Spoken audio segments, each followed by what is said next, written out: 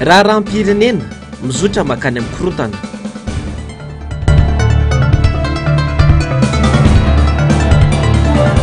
CSS nampiato indray ny fampianarana.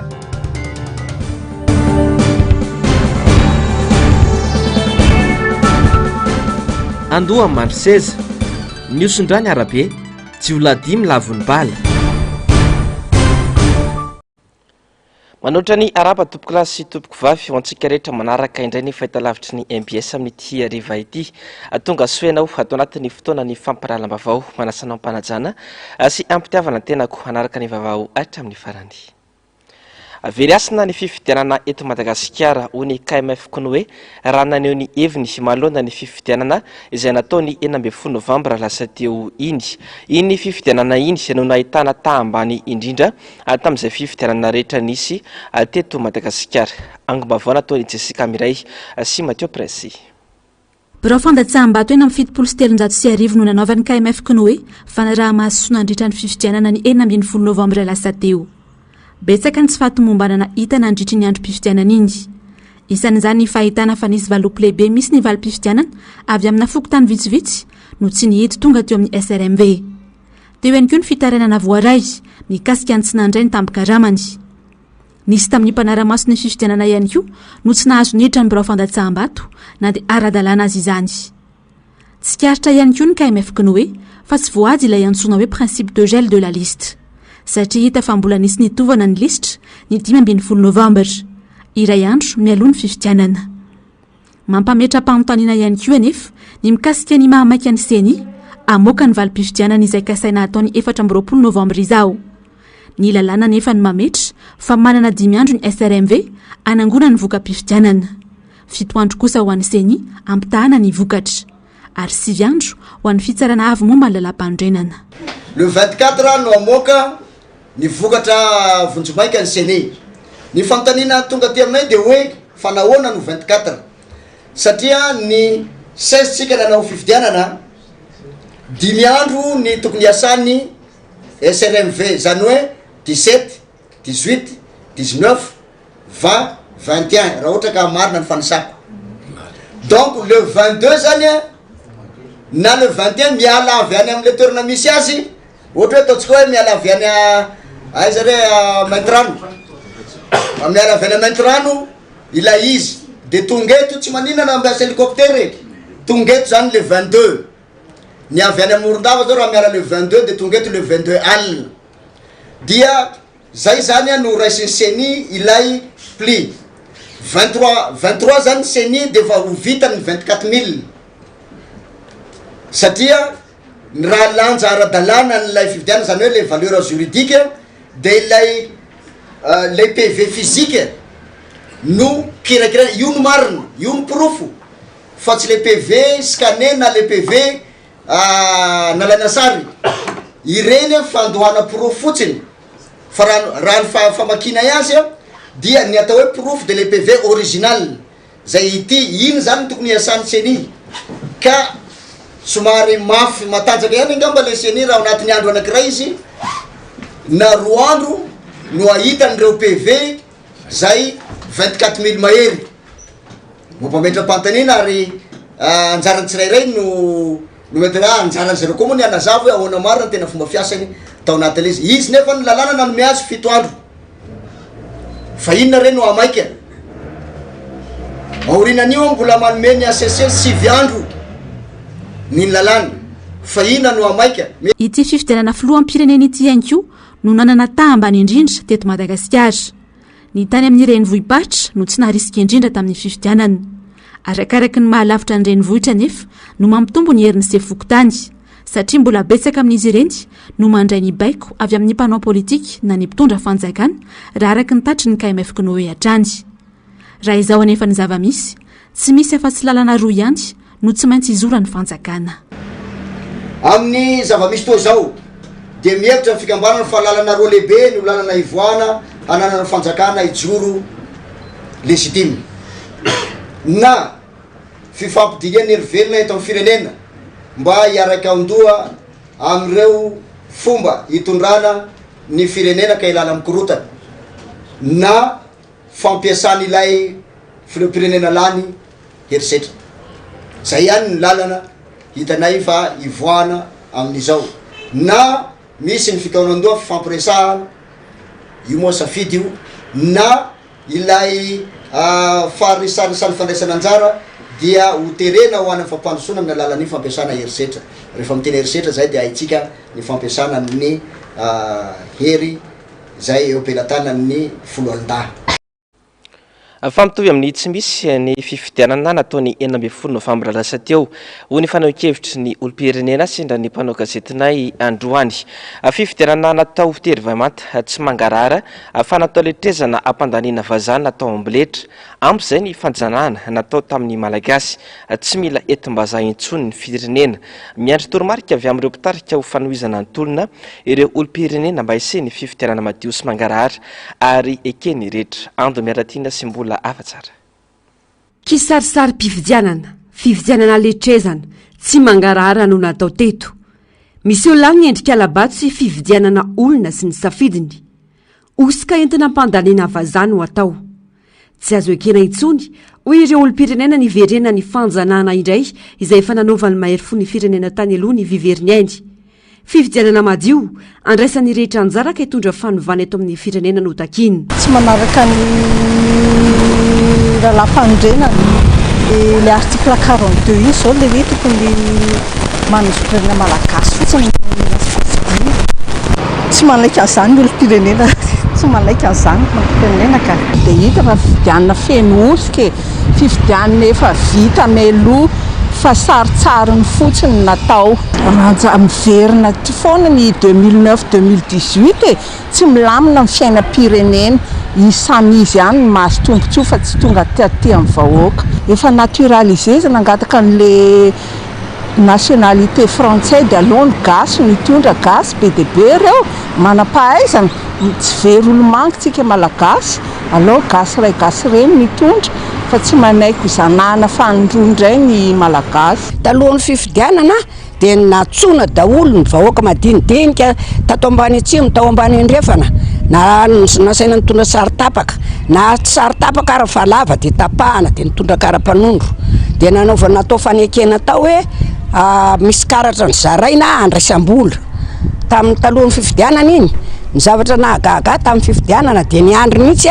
eo amin'ny moron'ny arabe tao mihitsy misy mpivarotra friperio dia nipetraka teo akaiky teo jereko ireo mpivarotra moron-dalan'ireo ohatra Tianosopatrana olona avy any Meritsetosika ny akabeazan'ireo avy any Fenorivo tsy nisy nihetsika fa nivarotra dodôly na nytaniko anganareo tsy hifidy ozy teo an-tanàna tao aminay koa tena nangina ny biro fifidianana na nomboka maraina koa ny sakafo kely vetivetika foana dia niverina indray tamin'ny roa nangina sady efa nividy vato mbola nangala bato tsy nisy olona nifidy tao hoe 30% na 20% ary tsy nisy amin'ny roa mbola 15% izy soratanareo tao angatra sa iza sa efa vitanareo ny fifidianana tsy anakeny ohatra amin'ny farany zay mitontolony miandry ny toromarika avy amin'ny vondrony kandida izay mijoro hitarika ny vahoaka ny olom-pirenena latsaka anaty antsana lalina ny malagasy ka tsy azo ekena intsony fa mila fizoroany ny rehetra. Andry ny toromarika ny olom-pirenena zany zao fa misy manam-pahaizana mitarika io dia miandry an'izay ny vahoaka malagasy. Ny takina dia diovy aloha ny kianja fa mila fifidianana ny vahoaka esorina ny CENI esorina ny ACC dia ny olom-pirenena reo manana olom-pirenena mahay sika dia ireo no manda aminazy dia miroso ny fifidianana. Io kianjany fahaleovateny io nitoloman'ireo razanay rehetra nandany namoizanay nabetsaka hatrany Moramanga io ka hatrany tapany atsimony rehetrarehetra ny Nosiny nitolona nazahoana io hoe kianjany fahaleovatena nahoana kianjan'izy indray io aketra io koa ny demokrasia enao président io Rajoely io nanangana an'io kianjany ny demokrasia rehefa tafiditra eo amin'ny toerana ve ianao ovanao ohatran'ny Mahamasina kianjany Baria ka ataonao kianjany inona indray ny fahaleovatena ovanao kianjany inona ovanao kianjany inona indray koa ny demokrasia mitolona hatramin'ny farany zahay na dia hatramin'ny ainay araka ny teny général Bombard manomboka nitolona fa tsy mijanona miantso ny reny Madagasikara eran'ny Madagasikara hitolontsika ary tsy paritaka fa hitorana ray no ingatsika de alao vonony ripaka eo fa ndraza atsika taloha fa nivonony vazaha tsy mila vazaha hitondra ty firenena malagasy ty zay tompoko fa de neny candidat folo neny député fa nampigadra azy toynytolona hatramin'ny farany na inona mieritreretinareo gendarme somara mila sy polisy reo nateraka be vavy nareo sa nateraka ninona tsy misy fianakavianareo nga eto Madagasikara tsy alevony vola akory nareo a de mampilaza aminareo fa misy farany zavatra atao rehetra fa voafitaka tsika tamin'ny taona 5 taona iny mbola voafitaka ndray izy nefa nanao contrat amin'ny vazaha hivarotra Madagasikara tsy amidinay Madagasikara malagasy mafantatra ny fiainany Madagasikara no ilainy hitondra ny firenena olona manana viana narina ny fiainam-bahoaka fa tsy vazaha ka tsy katsaka fa tsy ny tombotsony sy ny fireneny ampy izay 5 taona lasa ny ainan'ny malagasy tao anatin'ny fantrana didijadona sy fampahoriana izay mila fanovany Madagasikara ka anjaran'ny malagasy rehetra no mijoro hiaro ny fiandrianam-pirenena sy ny fahaleovantena am-pirenena fa tsy maro toerana izay filoha milaza azy faholany tamin'ny fifidianana tsy nandraisan-drehetra anjara sy natao amboletra ny 9 novambra lasa teo iny hoeny avy amin'ny antoko politika madio tamin'ity androany ity tsy maintsy mijoro ny olom-pirenena rehetra anohitra tsirariny ary ampanjaka ny fahamarinana ka amerina ny fiandrianam-pirenena ando miaratiana sy mbola afa-tsara fifidianana fenosika efa hitatra any ambolohany natao letrezana iny na inona tsy ho maro toerana izay filohalana eo satria fifidianana tsy nandraisany rehetra anjara ho ny avy amin'ny antoko politika madio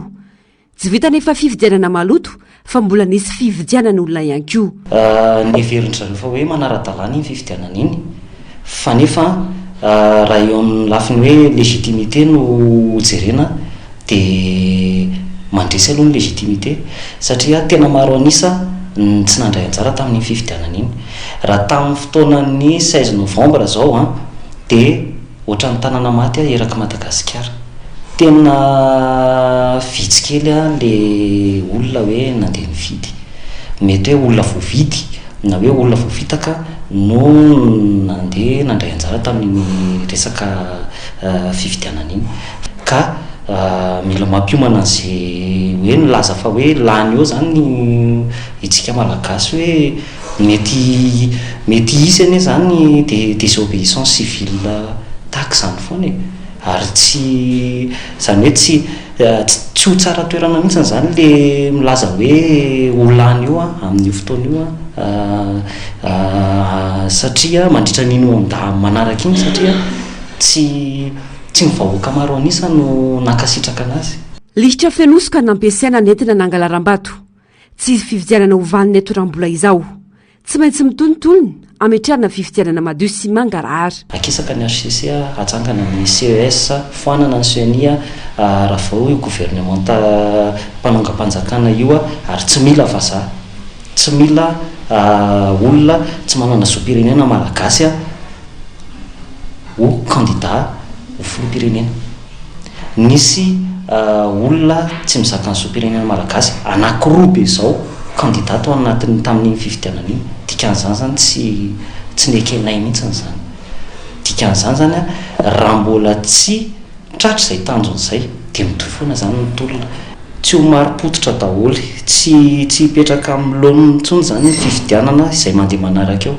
na fifidianana solom-bava-bahoaka eo na fifidianana be ny tanàna sy mpanolo-tsaina ny tanàna io satria lisy mpifidianana osika zany ny andeha ampiasaintsika mandritra n'izany fifidianana zany raha ohatra ka hoe ho andeha ho akatoavitsika iny fifidianana nandeha iny ka lany zany le filoha eo de andeha indray ny fifidianana manaraka io lisy mpifidianana misy osika eo misy farafakeliny vazaha anankiroa ao anatin'ny lisy mpifidianana de manaiky an'izay ve tsika zay zany mila apetraka fantanina mipetraka amin'ny malagasy zay ankoatra ireo fitakina ny rana tamin'ny vondrony candidat anisan'ny voalohany anatitra volavolam-panitsina ny lalàna mifeny fifidianana ho diniany ireo solom-bavam-bahoaka mandritra ny fivoriana ara-pitondra ny 20 jolay 2022 ny andoko politika madio teny amin'ny antenemeram-pirenena antenemeran-dolona ary ny primatiora volavolam-panitsina ny rany antoko sy ny fiarahamonim-pirenena nandrafitra saingy tsy nisy toyiny tebika telo no itsindrian'izy ireo tamin'izany dia nitsy tokony rotsany candidat manana zom-pirenena hafa ny famerana ny vola ampiasaina amin'ny fampelezan-kevitra ary ny digitalisation mitontolona natrarana ireo tanjona ireo tsy hijanona izany raha tsy tafapetraka ny fanjakana tsara tantana eken'ny malagasy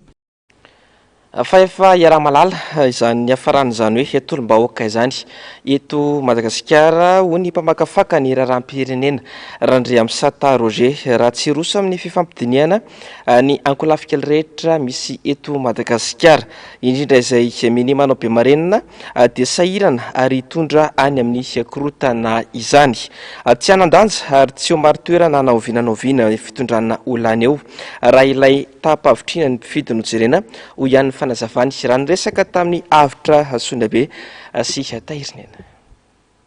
Fandikan-dalàna samihafa fanonganam-panjakana teo anivon'ireo andrim-panjakana tamin'ny alalan'ny fanolorana fahefana amin'ireo olom-panjakana tsy tokony nanaovana izany raha ny lalàna mipetraka. Hatrany am-piandohana dia fahita ny fahalovana satria tarihana any amin'ny tsy fanarahan-dalàna ny firenena. Manamafy ny zava-misy ny ady hevitra efa napetraka teto amin'ny firenena ny nirosona tamin'ny fifidianana mampiahy ihany rehetra. Ny tena olana treto zany sao dia hoe tsy hoe voaja ve ny lalàna fa hita be hoe tsy voaja ny lalàna, tsy voaja ny lalàna amin'ny lafiny rehetra mihitsy, amin'ny lafiny rehetra eo amin'ny hoe fametrahana ny hoe fitovin'ny heritsika ho an'ny kandida dia efa tazana hatrany am-boalohany teny amin'ny pré-campagne ohatra dia nisy kandida tsy navela ny hetsika mihitsy na ny ankamaroan'ny kandida tsy navela ny hetsika mihitsy reo nanao pré-campagne dia nisy nefa tena navelana lalaka ary tsy nahamenatra akory ny tompon'andraikitra sasany nanao lalàna ny laza mihitsy hoe raha tompon'andraiky mpanjakana le olona dia mahazo mandehandeha atseroa fa raha ohatra izy ka takizao dia tsy mahazo mandeha. Zany zany ny goavana be ary rehefa natao ny fifidianana mba natenaina ihany hoe mety hisy zavatra tsara ihany sainga be dia be zavatra tsy manara-dalàna ary hitantsika amin'izao fotoan'izao ohatra hoe ny endrika fifidianana vaton'ny mpifidy ane mampididozy dia hitantsika ny tsy fampitokisana tao anatin'le izy, tsy fampitokisana ho azy zay tsy miteny hoe zako na izany tsy matoko fa tsy mifampatoko tsony dia niena be ny tany mpandray anjara tamin'ny fifidianana satria raha ny tena marina dia olona anankitelo fotsiny sisa nandray anjara teo amin'le fifidianana ary amin'izao fotoan'izao zany mbola karazana ady-hevitra polémika ihany hatramin'izao ny hoe tena tamarina ve io sa ohatra satria nisy tany amin'ny toerana sasany tsy nahita maso an'izany fa tsy hoe namoronan'olona zany hoe olona 520 no nifidy tao fa rehefa isaina mivata aveo dia 200 zavatra takizany zany no manahirana amin'izy ka ny fanontaniana apetraka zany tsy any amin'ny hoe sedis na any amin'ny mpitondra fanjakana mihitsy fa hoe ahatonga ny firenena ho stable ve ho maro toerana ve izao fifidianana izao valiny tsy ny valiny tsy misy zany afaka miteny hoe ilamina ny firenena anatin'izao mety tsy hetsika ny olona mety angina daholo satria ampitahorina amin'ny basy izy, ampitahorina amin'ny herisetra izy, ampitahorina fisamborana izy dia mety mangina izy fa io olona io iza ny mampandroso ny firenena, tsy hoe miaramila nge mampandroso ny firenena, tsy hoe ny tafika rery no mampandroso ny firenena, tsy hoe androm-panjakana rery mampandroso ny firenena, tsy hoe androm-panjakana mpanao lalàna na mpampiatra lalàna mampandroso ny firenena fa ny vahoaka mampandroso ny firenena, vahoaka no mitana angady. Alatsiny raha miteny zavatra takizany, vahoaka no mitana angady ary ny angady miasa eny amin'ny tany zay mahatsemboka ny mpiasa tany io no ivelomantsika rehetra. Lalatsaina maneho ny fahendrena sy ny fanamafisana ny fihavanana malagasy ny dinidinika fanavonina ny krizy ahazon'ny rehetra andray anjara amin'ny fifidianana madio sy mangarahara no tanjony. Mila soroana ny fipoahan'ny tolom-bahoaka izay efa manangasanga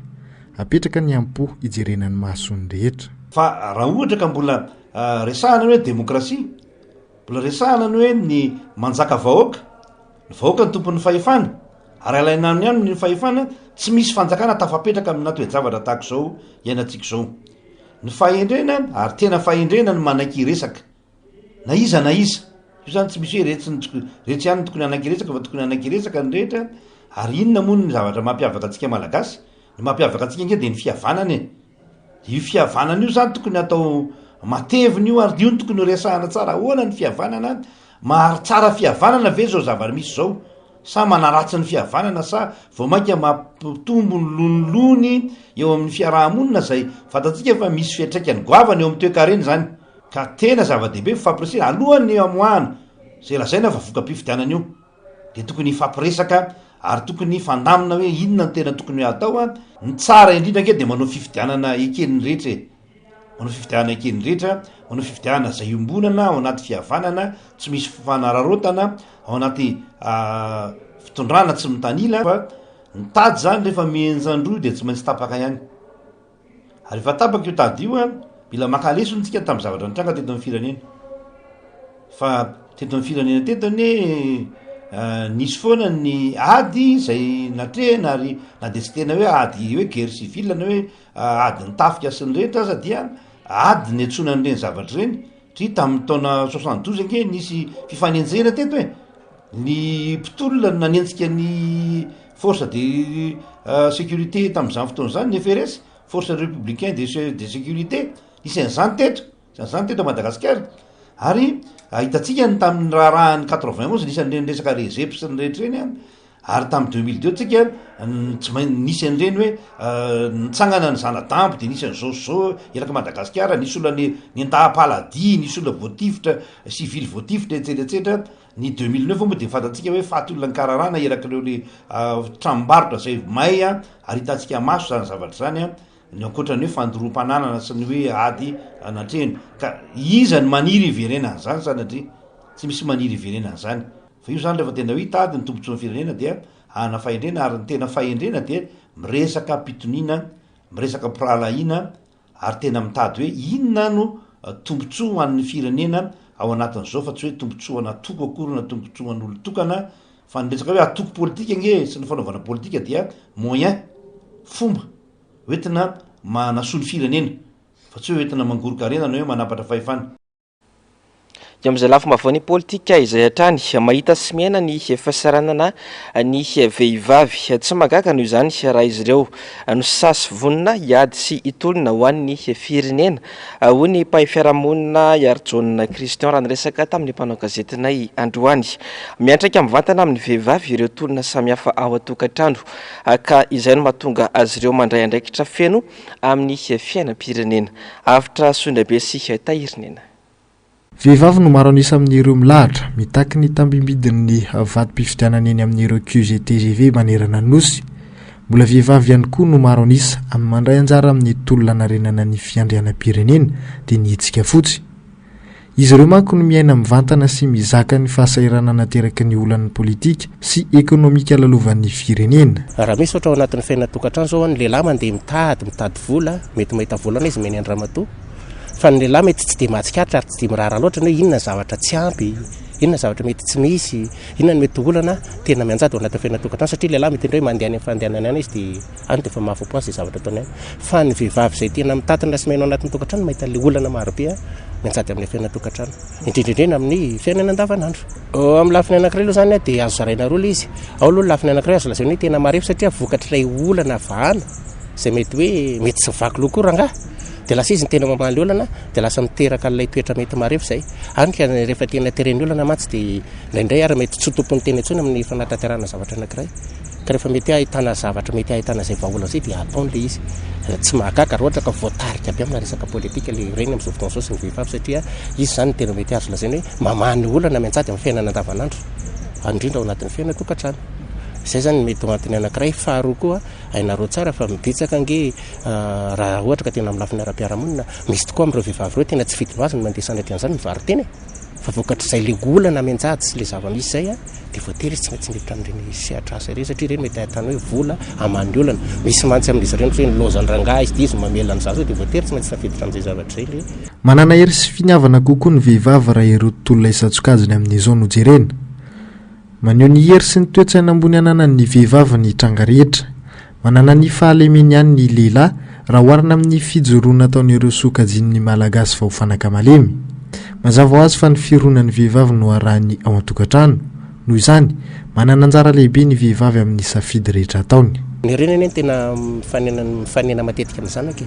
ny reniny tena mifanerasera matetika amin'ny zanaka fa ny ray tsy dia eo ihany ny ray misy mandraindraikitra sy ny sisa fa ny reniny tena amin'ny akapeny zany raha ny hoe orana ny fifaneraserana ao anatin'ny tokantrano ohatra ny reny indrindra ilay reny tena mikarakara tokantrano fa tsy mandeha miasa reny tena mifanerasera betsaka kokoa amin'ny zanaka amin'izay fotoana izay zany raha amin'izao fotoana izao raha jereo tsara fa mahatsapitsika fa saikisaiky ireo resaka reny sy ny vehivavy talinge no tena mijoro miseho ao ary tena mahasa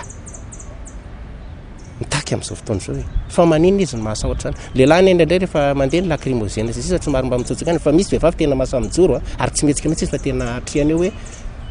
zay tena ro atao fa izay dia mitaky ny zoina sy ny sisa satria fahatsapany reny amin'izay le hoe tena ny olana ao firenena dia ny reny sy ny ao tokantrano izy no etrakeny voalohany indrindra ka eo resaka tokantrano indrindra ary na ny olana hatreno amin'ny tokantrano ny vehivavy ny tena mahazaka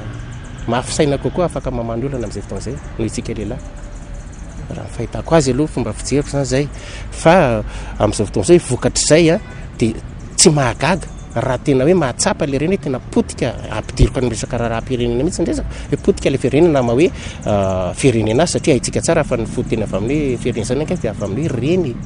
ka izay tena tsy mahagaga raha ohatra ka raha mijery ty amin'ny lafindilany ohatra ty amin'ny collectif de candidat itsika zao saiky ny vehivavy ny tena maro an'isa hoe ary tena mahasany vehivavy satria mahatsapa mihitsy izy hoe potika no avin-tanana ka fara mandindra ny vehivavy tsy dia miraharaha ny fiainana andavanandro sy ny tena loatra fa ireo ny tena liana ary tena manana iaby dehibe mihitsy amin'ny hoavany zanany zany hoe ny aveniran'ny ankizy zany raha atao amin'teny fanararotana fahasahiranana izay novolenatra amin'ny fanonganam-panjakana ny taona 2024 no ataon'ny mpitondra ankehitriny mazavana ny vondron'ireo kandida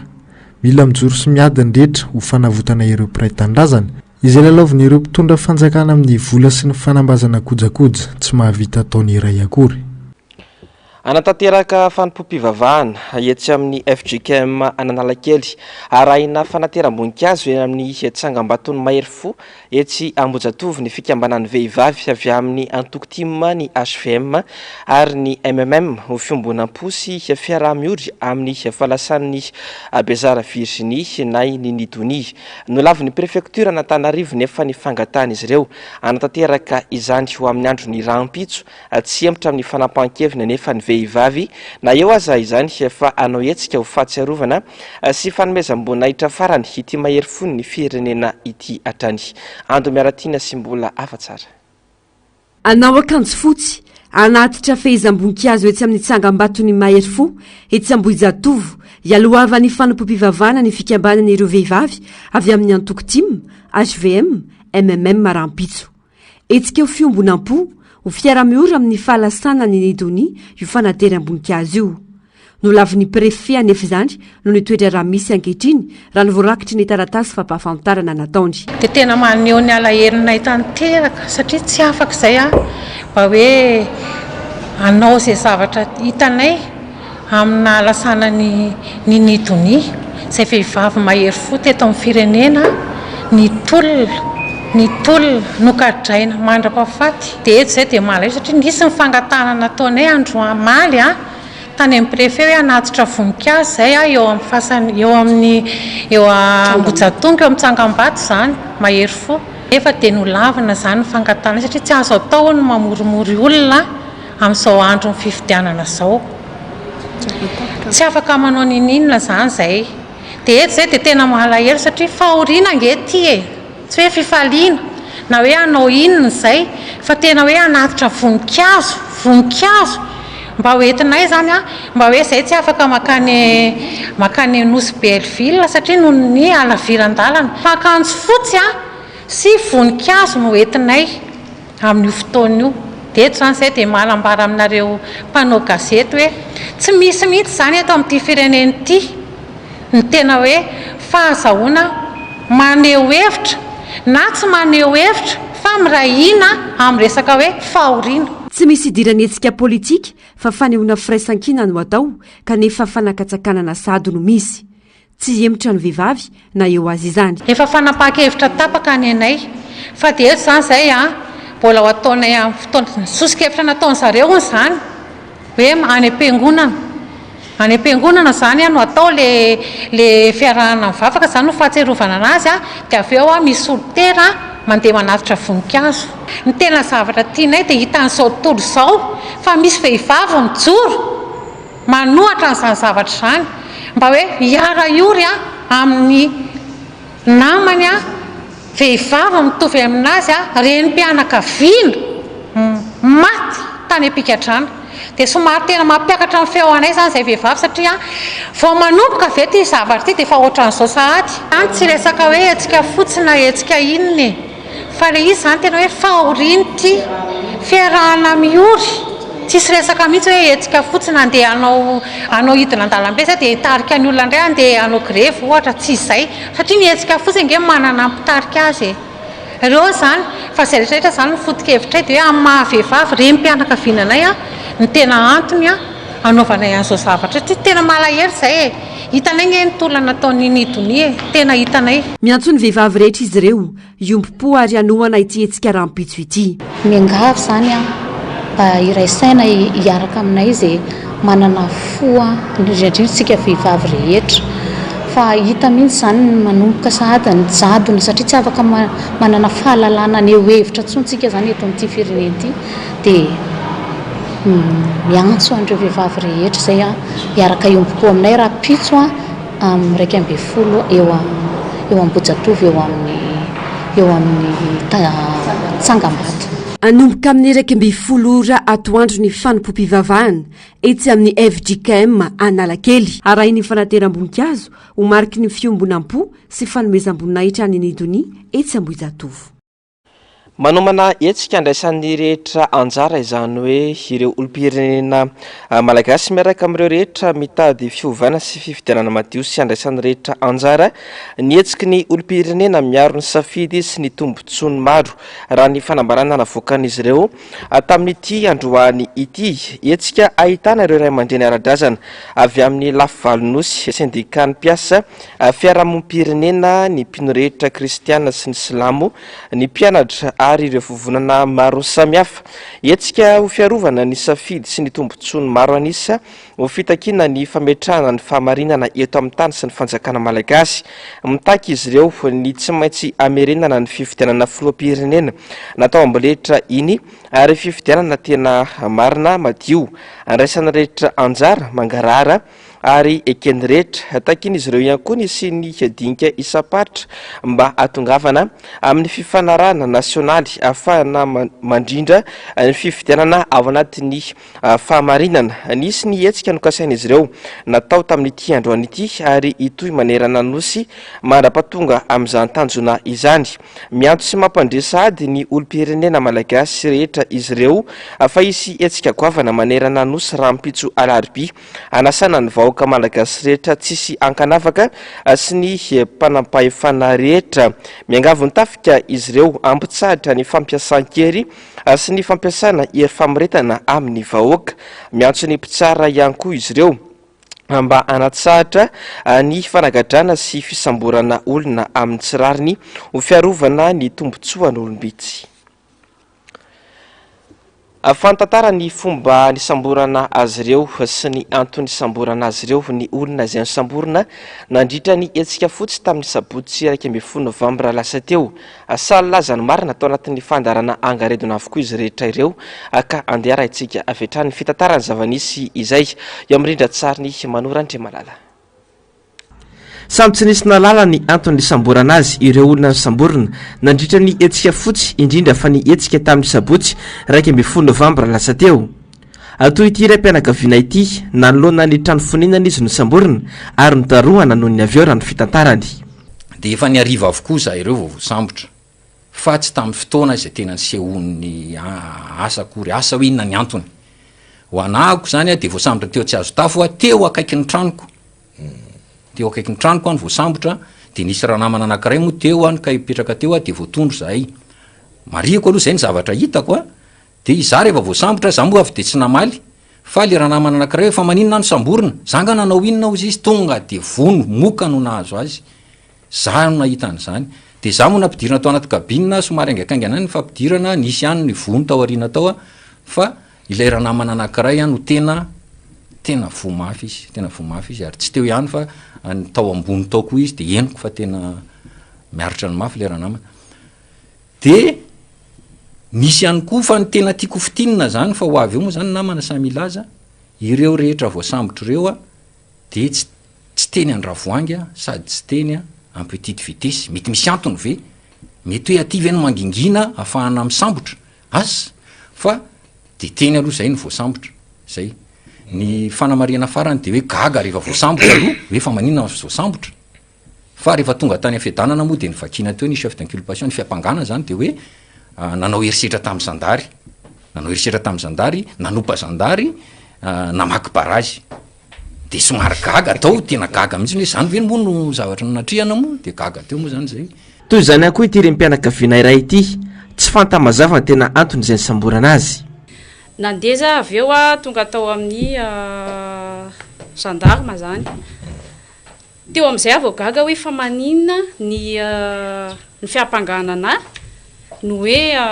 nietraketraka tamin'ny mpitandro filaminana nanao herisetra ary miteny ratsy zay zavatra tsy ho ataoko mihitsy le izy satria raha tsika malala am'izao am'ireny zavatra iainantsika amin'ny aina aman-jery zavatra hitantsika ireny a tsy ho zavehivavy mihitsy a no andeha anao herisetra amina mpitandro filaminana satria ny atody tsy miady mambady raha ny fitenenana ary raha za tsy manana fitaovam-piadiana zareo manana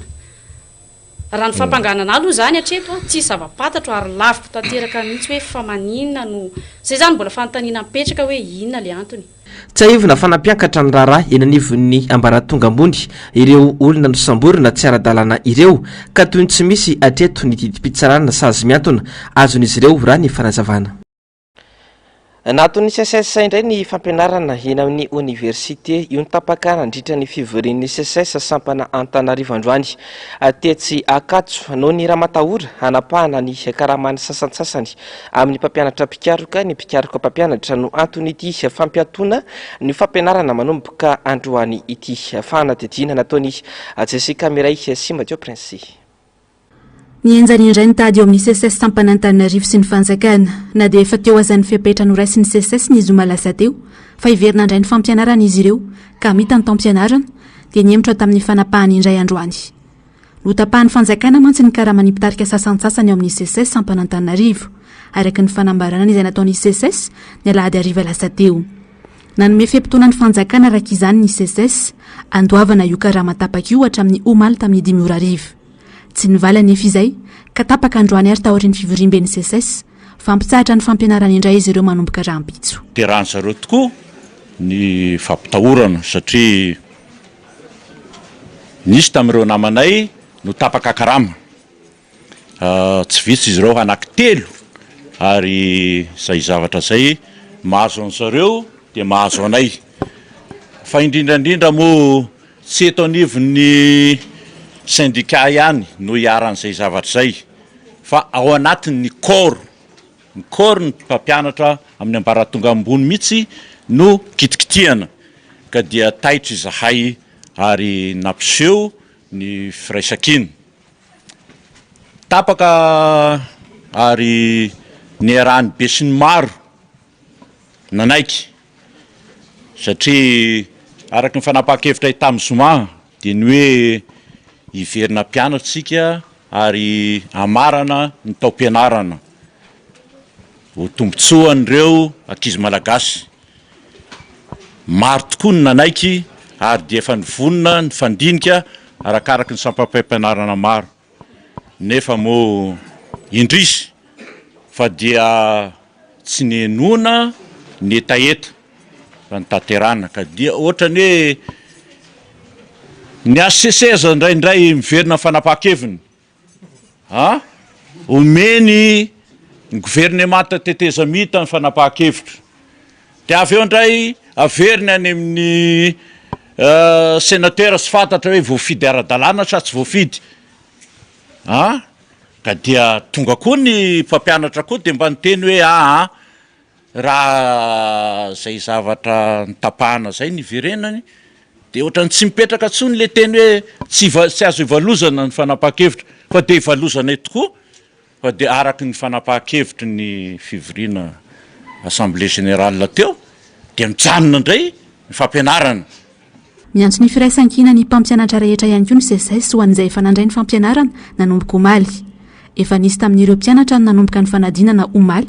saingy ho atsahatra ihany koa izany. Tsy mitombona raha teo ny havitana ny taom-pianarana hatramin'ny volana desambra izao. Pédagogiquement raha tena hoe techniquement na inona atahoana moa ny te hampanoratra ankizy adiny 4 na adiny 9 tsy mitraka ny lohany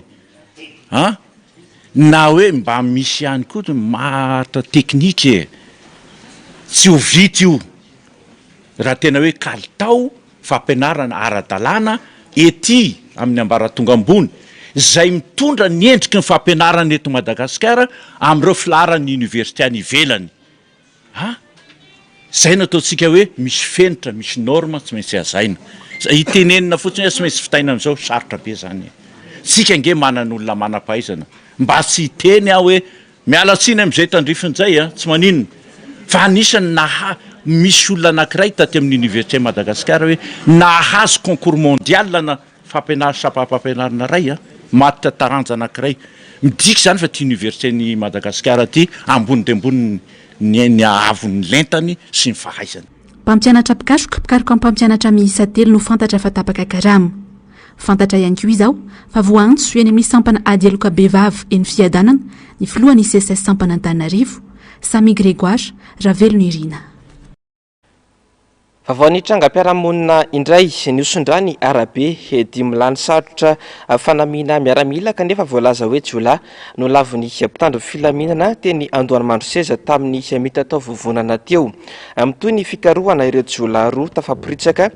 tamin'ny kodiarandroa na tamin'ny moto izany. Nosavorivory ny tena toerana atahorin'ny zavantranga. Tena toerana nanao ny fanadihana momba izay avitra Sondrabe sy Tahirinena. Tokony tamin'ny 12 atoandro no nandrenesana pobasy vararaka teny Amparikely tanambao Andohan'ny Mandroseza akaiky ny Masoevo Norvège sy ny tranony filohan'ny antenimieram-pirenena. Andianjolany rongo basy 5 no lavin'ny balan'ny mpitandron'ny filaminana izay nisalotra fanamina miaramila. Miosondrany arabe nitangorona ny olona nijerany zava-misy. Fiara iray tsy matao-dalana tsy misy laharana no nahitana diam-balapolony manandrify ny mpamily sy ny taoriana. Vaky ihany koa ny kodiaran-droa taoriana araka ny hita. Tamin'ny 10 ora sasany dia tonga ny fiara naka ilay fiara tsy matao-dalana izay nandehanany ireto andian'olon-dratsy ireto. Samy hafa ny fomba filazana nanatry maso sy ny mpitandro ny filaminana ny zavan-tranga tamin'ny alalan'ny teny mitana vokany. Toy izao nambaran'ireo ny aina sy nahitany zava-misy teny any manodidina izay ny safidiny tsy hisy eo tare. Zary ingena torony taitra be dia zary ny anjera be tery dia naratra be eo. Imbeda be mihitsy ilay pobasy aloha dia efa nafatolana telo zareo dia nijanona kelikely aloha dia ke mbola nisy ny afina tatsy ambany tatsy dia roa nitratra tao dia maty daholo dia ny ray voasambotra velona tatsy ambony tatsy. 7 ny zareo ilay gendarme fa ny anankiray zany ohatrany efa voatifitra tany ambadika tany dia ny 5 teto dia ny ray voasambotra velona tatsy ambony. Nisy tao anatin'ilay 4x4 simba teo iny, nisy vola maromaro tao, paritaka tao. Fa zay saka mivoaka taty fa sy ny refidrefitra be le basy, dia zay saka mivoaka saka nijery, aikely mbola mifanenjehan zareo avany izy, dia nisy anankiray bota be zay nitsoka nakany izy, nakany aminay. Dia rehefa zay amizay tafavoaka le vavahadinay dia le gendarme niteny hoe idio daholo izy le vavahadinareo fa sao dia tafatsifokany izy.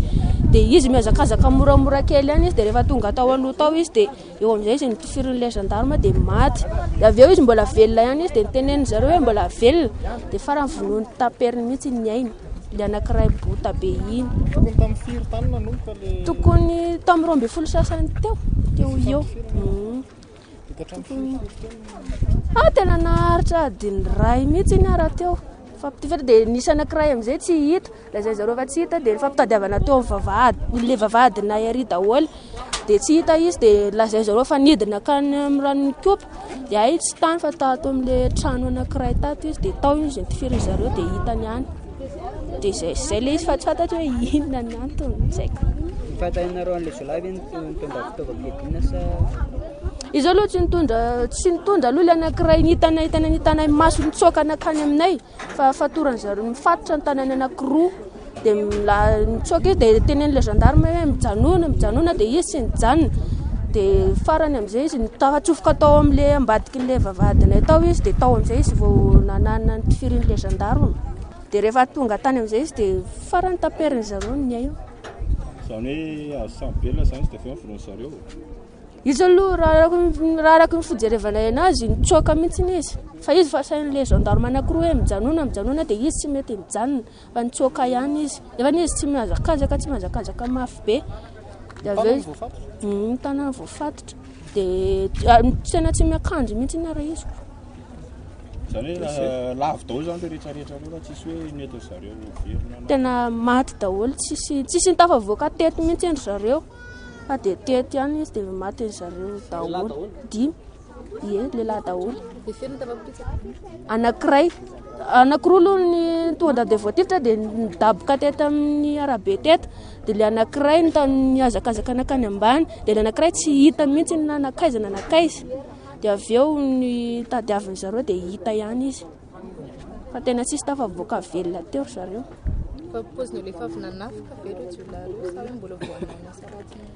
raha araky fifanako aloha dia hoe konikonina andeha hanafika mihitsy ary zareo fa avy any Ambohipo zareo fanenjehana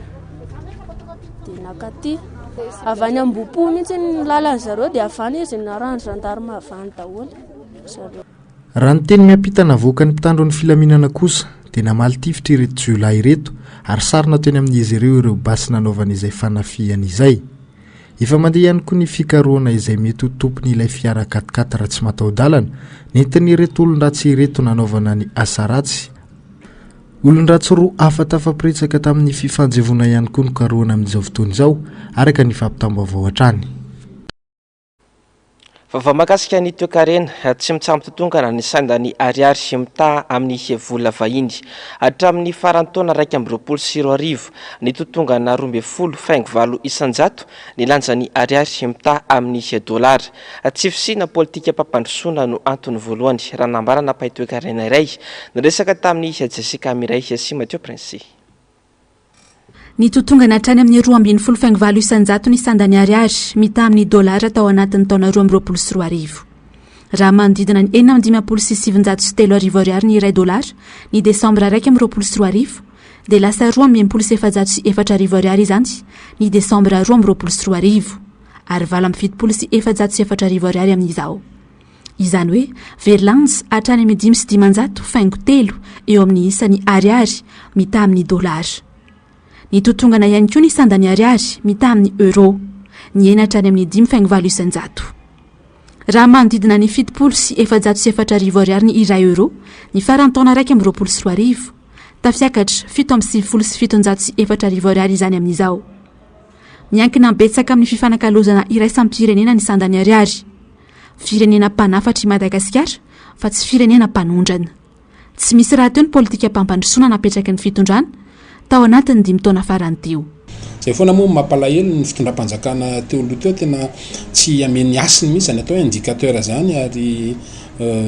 zay indikateur zay nefa nalalana ohatra hoe tableau de bord alalana hoe io fa mitotongana ka rehefa tsy manana tsy manaja ny hasiny ny atao hoe indikateur ny mpitondra tomobile anankiray dia na izy ho lany lasantsy eny an-dalana eny na izy mitotongana miena ny herin'ny tomobile dia zay mahatonga an'io hitantsika hoe ny sandan'ny vola malagasy zany nandrindra toekarena malagasy ary io moa ny indikateur anankiray moa ny resaka hoe isan'ny firenena faran'izay mahantritsika dia noho ny tsy fananana an'izay politique de développement zay. Tsy nisy afa-tsy fotodrafitrasa tsy mifanaraka tamin'ny filan'ny malagasy no vita tao anatin'ny 5 taona. Raha tsy laza fa tsy ny fananganana ny kianja, fikitiana androvo izay samy nandaniana vola be avokoa. Trosa ho baben'ny taranaka malagasy anefa izany. Ny trosan'ny governemanta malagasy izao efa tafiakatra hatrany amin'ny 704 miliara ariary ny volana desambra 2024. Kosa angamba no misy ihany ny politika fa tsy hoe tsy misy manana politika ry zareo fa tsy tena limbola politika fa atsika misepanohira zany fa ohatra ny zao be da be ny resaka ny lalàna navoakan'ny ministère en commerce ny resaka coopérative sy ny tarina izay ireny zavatra ireny ny perspective andreny mbola mbola azo ohatra mbola ina moa zany filazana azy hoe mbola mitady rythme de croisière eny mbola tsy fantatra reny na afaka 3 taona na 4 taona vao mahazo rythme avy eo koa ny gidregidre sy ny zavatra miseho a ngamba ny manantena kosa fa ny zavatra efa mahazo atsika zao kosa ngamba efa zao teo mba mety ho farany ambaniny araka ny tatitra ny banky iray samy pirenena ho any taona 2024 dia i Madagasikara izao ny firenena faharoa mahantra indrindra maneran-tany aorian'ny Soudan atsimo manodidina ny 4,5 isanjato ny tany fantrana eto amintsika raha manodidina ny 20,1 ny ao Soudan atsimo. Fa manana anjara amin'ny fampiraisana sy fizarana maro loko ny fahitalavitra ankoatra ny fanabeazana sy ny fizaram-bavao dia mizara kolontsaina ihany koa izay fahitalavitra izay mizarazara araka ny sokajy taona nefa ny fanarahana fandarana sy fijerena fahitalavitra araka ny fanadidina nataony avitra Sondrebe sy Tahirinena. Mivoatra manaraka ny toetrandro ny teknôlôjia ny tobaka manaraka izay ihany koa ny endrika fampitanany vaovao sehatra ahitana izany ireo karaza-pantsona toy ny tambazotra tserasera maro fa mijanona ho ivony kosa ny fahitalavitra ny maraina sy ny hariva ny tena mahabetsaka ny mpijery mizarazara kosa ny fotoana ijerena ny fahitalavitra ho an'ny sokajy taona manaraka izay ihany koa ny tele eto an-toerana sy avy any ivelany indraindray journal fotsiny tsy hoe 5 minitra moa zany fa isaky ny misy vaovao dia mijery ny eto an-toerana mahaliana arakaraky le chaîne ihany koa hoe iza na iza fa ny vaovao any ivelany koa jerena dia maharitra eo amin'ny fefakadiny adiny raha eo raha ohatra ka hoe documentaire ny azo ny jereko dia adiny raha eo fa raha ohatra ka hoe vaovao dia eo amin'ny fefakadiny eo amin'ny maraina andeha hiasa na andeha hianatra dia mijery alohany izany hoe amin'ny fefakadiny eo dia avy eo indray amin'ny atandro mijery kely amin'ny 30 minutes eo ngambany dia amin'ny hariva tena elaela mijery eo amin'ny adiny roa eo raha matetika moa zany ny zavatra jereko dia chaîne internationale ohatra hoe le National Geographic ireny fa mijery ana indraindray ny TVM ohatra na mijery konkoa ny EBS tena tsy mijery télé misy ny sincèrement amin'ny plateforme hafa kokoa za soit site raha ohatra ny manaraka vaovao dia site internet na ohatra ny Le Monde, BBC na mijery an'le site web presque mijery téléphone moa zany matetika mijery vaovao baskety na koa hoe resaka culture rehetrarehetra eny dia maharitra eo amin'ny atao hoe adiny ray maraina dia adiny 3 arivo tena mahavoasarika kokoa aloha zao tena ny vaovao any ivelany satria tsy haiko manazava anazy fa tena any kokoa no hoe voasidina kokoa ny saiko fa za koa nefa mijery vaovao gasy ihany ohatra hoe atsasakadiny isakariva le mijery Cool TV, MBS manana anjara goavana amin'ny fiainana andavanandro ny fahitalavitra mampiray manome sehatra ny rehetra ary fizarana ny tsara ho fantatra ihany koa manana anjara toerana goavana araka izany ny fahitalavitra raha tsy ilaza fa-tsy ny fampahalalam-baovao sehatra maro lafo moa no azo tovozina ao anatin'ny izany fahitalavitra izany eo aloha amin'ny maha hoe fialamboly azy eo amin'ny maha fitaizana azy fa eo ihany koa amin'ny fampitam-baovao ahafahan'ny mpisehatra rehetra mitrandraka izay vaovao heverina fa mahaliana ny rehetra ao anatina fahitalavitra tsy ny eto an-toerana fa hatrany amin'ny velana dia anisan'ny fitaovana anankiray izay ahafahana mifanerasera ny fampita vaovao mifanabe ny fahitalavitra ka ho izy hoe ilaina ary zava-dehibe odratsika malagasy ny fisiny fahitalavitra mba ahafahantsika mifampizara ny soa fafinaretany ihany koa satria misy ny fialamboly ny divertissement amina fahitalavitra ankoatra ny fampitam-baovao ankoatra ireo vaovao tsara ho fantatra rehetra ny taona 1970 no foronin'ny John Baird ny fahitalavitra voalohany tany Londres no nahitany izany efa taona taty aoriana kosa vao natobaka teny an-tsena ny fahitalavitra 12 taona taty aoriana vao nisy loko maro ny sary nojerena tamin'ny fahitalavitra ary mitobaka eny an-tsena amin'ny endriny maro amin'izao fotoana izao androany 20 Novambra no andro maneran-tany ho an'ny fahitalavitra araka ny fivorimben'ny firenena mikambana ny taona 1970 anamafisana ny fifanankalozana eran-tany ho an'ny filaminana ampivoarana ny ara-tsosialy sy ara-ekonomika ary fanatsarana ny fifampizarana kolontsaina ny tanjona Fantoy tamin'ity andro an'ity ny fifanarahana ny amin'ny amitsorana ireo takalonaina manodidina ny 520 any amin'ny bande de Gaza izay nalaina ankeriny tany Israely. Manelandelana ao anatin'ity raharaha ity i Qatar izay nanambara fa efa manaiky ny fifanarahana ary efa ao anatin'ny dingana farany izy ireo amin'izao fotoana izao. Ao anatin'izany anefa mbola manohy ny fanafiana nafatesana olona any amin'ny bande de Gaza hatrany ny fanjakana jiosy. Mialy raronombana sy efa manakaiky sy odiventy ny fifanarahana ary efa ao anatin'ny dingana famaranana. Io no nambarany Qatar mpanelanelana amin'ny ady sy ny raharaha eo amin'ny Hamas sy Israely androany raha naneho ny heviny mikasika ny famotsorana ireo takalonaina manodidina ny 500 nalaina ankeriny tany Israely ny 7 oktobra lasa teo. No mafisy ny Hamas ihany koa izay famaranana ny fifanarahana ny amin'ny fampitsarana ny ady ao amin'ny bande de Gaza izay. Na dia eo aza nefa izany mbola manohy ny fanafiana ny Hamas tany avaratry ny bande de Gaza hatrany ny tafika Israelianina. No idiny ireto farany tamin'izany ny tobon'ny mpitsoponenana Palestinianina ao Jabalia rehefa avy nanao tifitra nabakabaka sy tifitra vahararaka izy ireo. Araka ny loharanom-baovao hatrany tafiditra tao anatin'ny fifanarahana natao any amotsorana takalonana 50 hatramin'ny 100 ary hosetrin'izany ny amotsorana ireo gadra Palestinianina 300 ao Israely ka anisan'izany ny ankizy sy ny vehivavy. Ao anatin'izany ihany koa atao tsikelikely ny famindrana takalonana 10 atakalo gadra Palestinianina 30 isan'andro. Tafiditra ao anatin'ny fifanarahana ny famatsiana sakafo, ny fanampiana ara-pitsaboana ary ny solika fa indrindra ny filaminana eo amin'ny lafiny mahaolona izay azo avozona mandritra ny 5 andro. Ao anatin'ity fifanarahana ity anefa manizingizina ny amin'ny fampivondronana ny fianakaviana i Israely izay midika fa raha navototra ny sivily iray dia vototra ihany koa ny mpiara-miasa aminy na dia miaramila azy izy. Mandany amitsorana ireo miaramila nefa ny Hamas hatreto araka ny loharanom-baovao hatrany.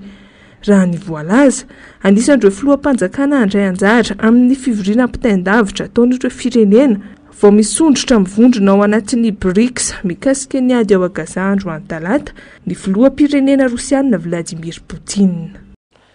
No fandarana ao namarina raha ny fandarana Global News ireo no fandarana anankiroa araina orin'izao fotoana ny fampirahalaam-baovao izao. Orin'izay kosa no ronan-tsary indray amin'seho fa mitondra lohateny hoe super papa ny sampana fampirahalaam-baovao dia misaotra anao nanaraka ny vaovao hatramin'ny farany ary mametraka ny veloma mandrapitafa ho amin'ny rampitso indray tompoko lasy tompoko vavy veloma tompoko.